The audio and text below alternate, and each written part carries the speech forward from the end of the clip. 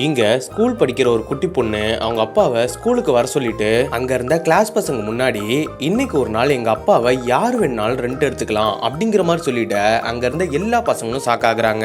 ஆக்சுவலா இங்க என்ன நடக்குதுன்னா, இந்த கிளாஸ் டீச்சர் பசங்க கிட்ட உங்க வீட்டுல யூஸ் ஆகாத பொருளை நாளைக்கு எடுத்துட்டு வரணும், அப்படி எடுத்துட்டு வர அந்த பொருளை ஒரு நாளைக்கு யாருக்கு பிடிச்சிருக்கோ அவங்க கிட்ட எக்ஸ்சேஞ்ச் பண்ணிக்கலாம் அப்படிங்கிற மாதிரி சொல்லியிருப்பாங்க. சோ இதனால தான் இந்த குட்டி பொண்ணு அவங்க அப்பாவை ஸ்கூலுக்கு வர சொல்லியிருப்பாங்க. ஆனா அவருக்குமே இந்த விஷயம் தெரியாது. சோ உறைஞ்சு போய் நிக்கிறாரு. இப்பதான் அந்த கிளாஸ் டீச்சர் உன்னை யூஸ் ஆகாத பொருளை தான் நான் கொண்டு வர சொன்னேன் அப்படிங்கிற மாதிரி கேட்க, ஆமா டீச்சர், எங்க அம்மா கூட அடிக்கடி சொல்லுவாங்க எங்க வீட்டுல யூஸ் ஆகாம இருக்க ஒரே பொருள் எங்க அப்பா மட்டும்தானே, வேலைக்கே போக மாட்டாரு, அதான் கூட்டிட்டு வந்திருக்கேன் அப்படின்ற மாதிரி சொல்லிட அந்த கிளாஸ் ரூம்ல இருந்த ஒரு பணக்கார பையன் மட்டும் நான் ரெண்ட் எடுத்துக்கிறேன்னு சொல்லி கையை தூக்குறான். இவருக்கும் ஒண்ணுமே புரியாம நைஸா அங்கிருந்து தப்பிச்சுக்கலான்னு பாக்குறாரு.